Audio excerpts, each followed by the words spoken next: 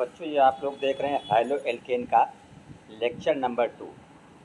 Lecture number 1 में हमने आपको बताया है एल्केन, एल्कीन, एल्काइन।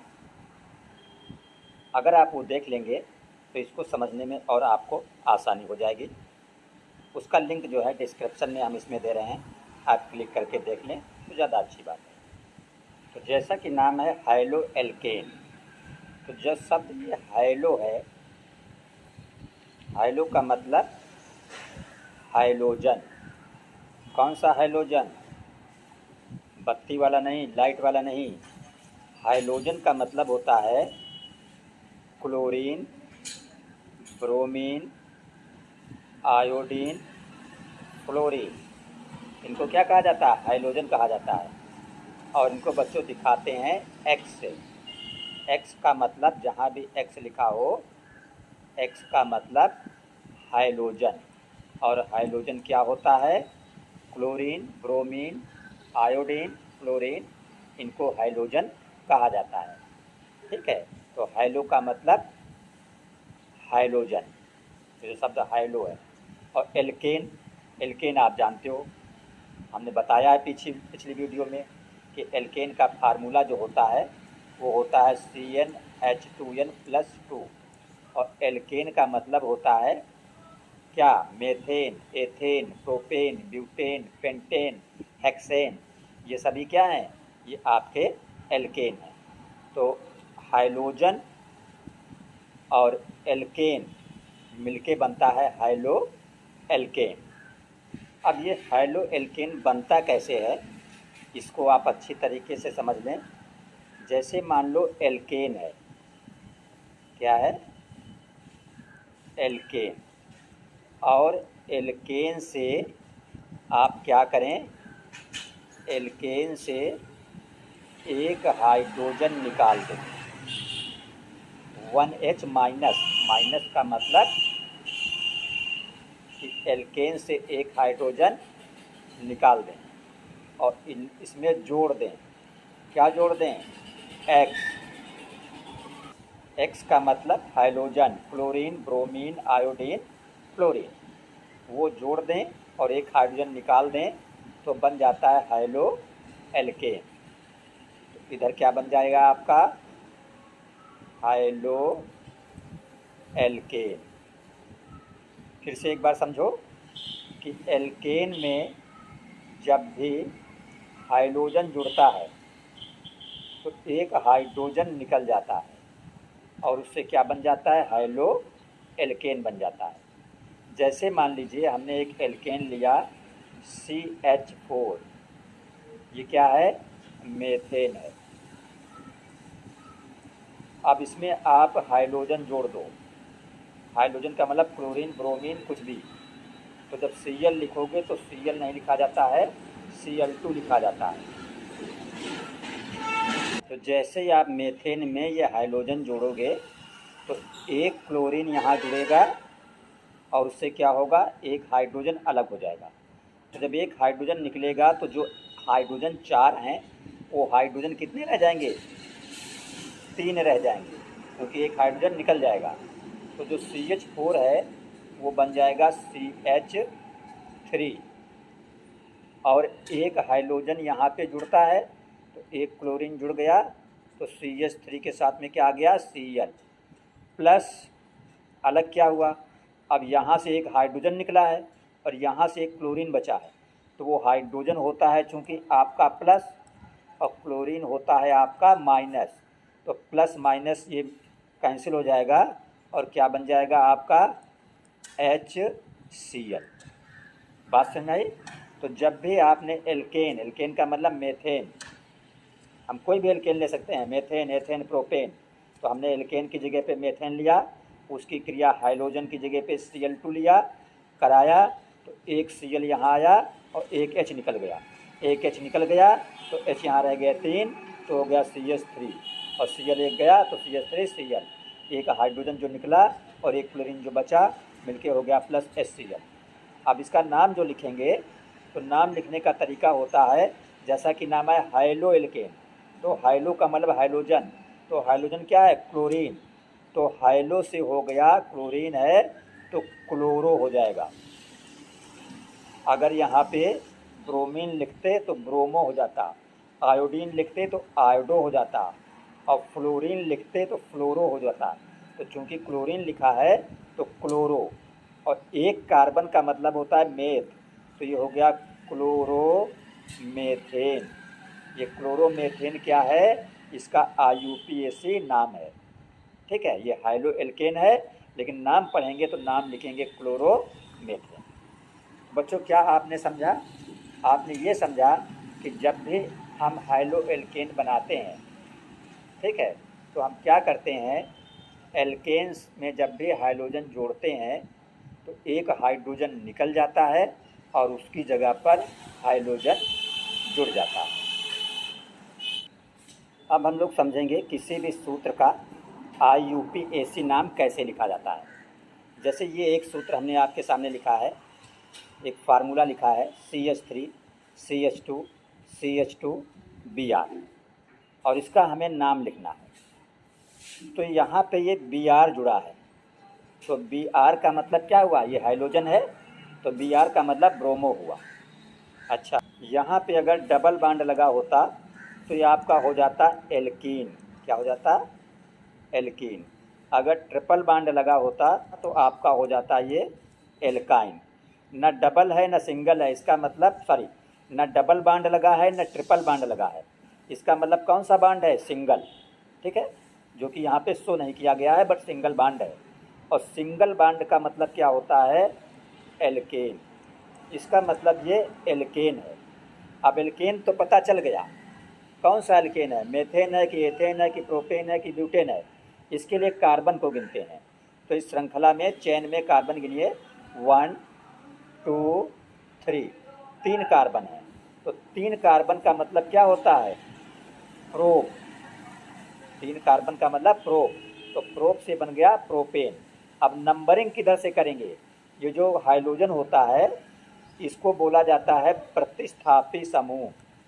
कौन सा समूह इसको बोलते हैं, ध्यान रखिएगा, प्रतिस्थापी समूह। तो प्रतिस्थापी समूह जिस कार्बन से नज़दीक होता है उधर से नंबरिंग करते हैं। क्योंकि ये जो Br है इस कार्बन से नज़दीक है, तो नंबरिंग इधर से होगी। तो ये 1, ये कार्बन 2, ये हो गया 3। तो जो ब्रोमीन जुड़ा है तो 1 नंबर पे जुड़ा है, तो इसका IUPAC नाम लिखेंगे तो लिखेंगे 1 ब्रोमो। Br से ब्रोमो 1 क्यों, क्योंकि फर्स्ट नंबर पे ये Br जुड़ा है। और 3 कार्बन का मतलब प्रोप, तो प्रोप से हो गया प्रोपेन, क्योंकि ये एल्केन है। तो CH3CH2CH2Br का IUPAC नाम हुआ 1 ब्रोमो प्रोपेन।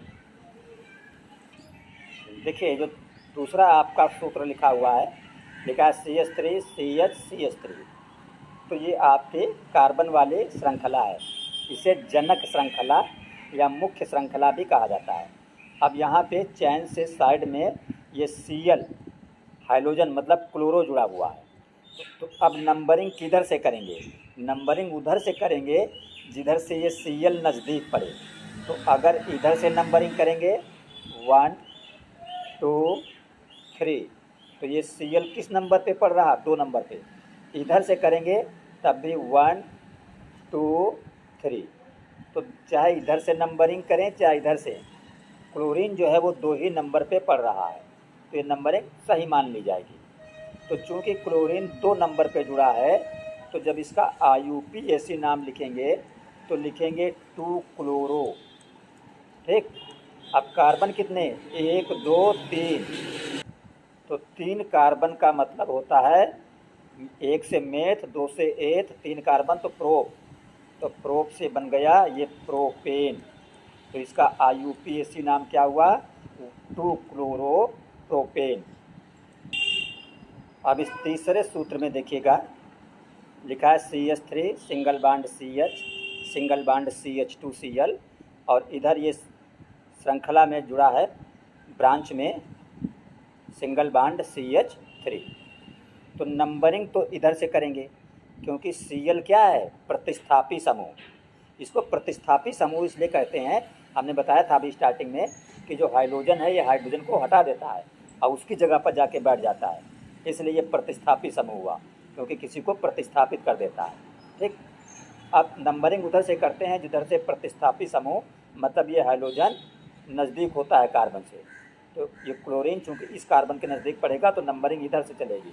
इधर से करेंगे तो इस कार्बन से 1 2 3 नंबर पहुंच जाएगा। इधर से करेंगे तो ये 1 नंबर पे ही कार्बन मिल जाएगा। तो 1 2 3। अब यहाँ पे जैसे क्लोरीन है तो क्लोरो बोला जाएगा, और जो CH3 है इसका नाम होता है मेथिल। एक कार्बन से होता है मेथ और एक कार्बन से मेथ, तो मेथेन का फार्मूला क्या होता है CH4, लेकिन ये क्या है CH3।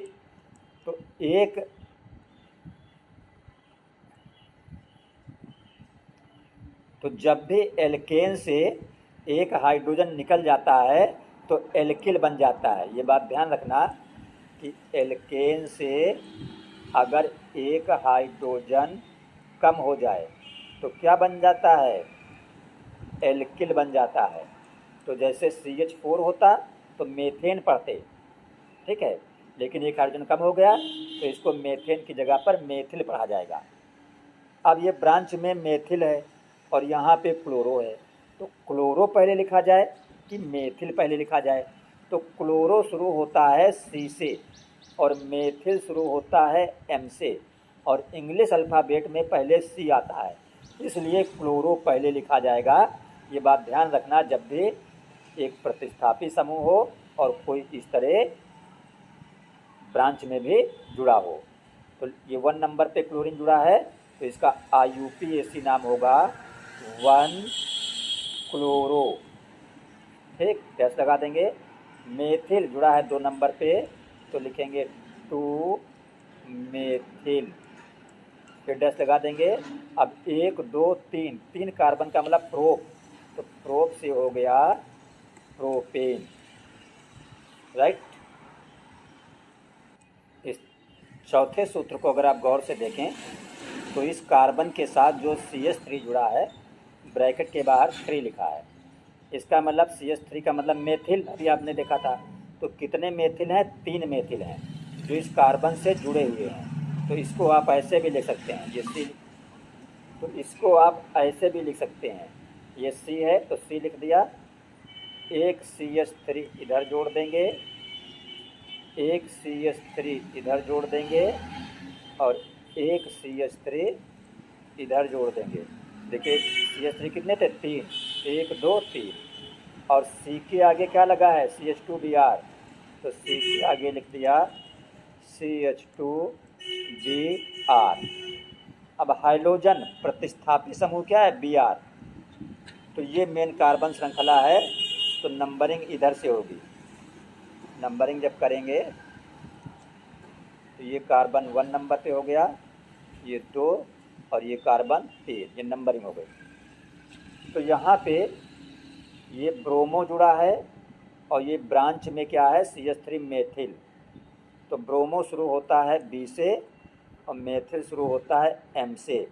इंग्लिश अल्फ़ाबेट में B पहले आता है तो पहले ब्रोमो लिखा जाएगा। 1 नंबर पे जुड़ा है तो लिखेंगे 1 ब्रोमो। और मेथिल किस नंबर पे जुड़ा है, दूसरे नंबर पे। अब कितने मेथिल हैं, 2 मेथिल हैं, और दोनों ये वाला दोनों दो दूसरे नंबर पे जुड़े हैं। तो 1 ब्रोमो 2 2, क्यों 2 2 लिखा, क्योंकि दोनों मेथिल 2 नंबर पे जुड़े हैं, और जब 2 होते हैं तो उसको डाई कहा जाता है। 2 मेथिल हैं तो हम मेथिल नहीं डाई मेथिल कहेंगे। 2 2 डाई मेथिल। और कार्बन कितने हैं, 1 2 3, तो 3 कार्बन से हुआ प्रोपेन। तो इसका नाम हो गया 1 ब्रोमो 2 2 डाई मेथिल पेंटेन।